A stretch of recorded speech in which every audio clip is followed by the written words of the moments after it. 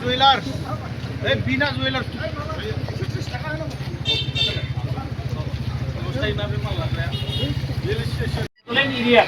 যে আমিও এছামিজ ভাষাটো আমি গুচাব বিচাৰিছোঁ বা আমি গুচাইছোঁ।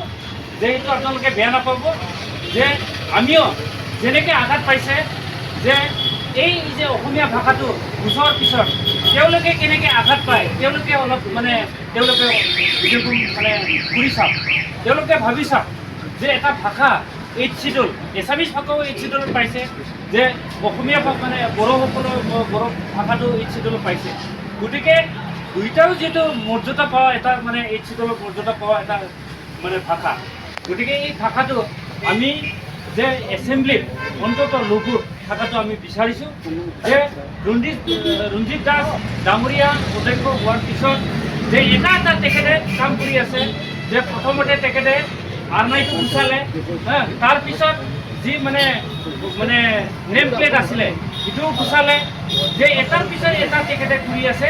তাৰ পৰা আমি বুজা যায় ৰঞ্জিত কুমাৰ দাসে বড়ো এণ্টি ট্ৰাইবেল ব্যক্তি, তেখেতক আমি নিন্দা কৰিছোঁ, যে আমি দুখ পাইছোঁ বড়োসকল হিচাপে। গতিকে যিমানখিনি আমাৰ বড়োলেণ্ড এৰিয়াত যে অসমীয়া ভাষাত লিখা আছে আমি সকলোকে আমি মূৰে পেলাম।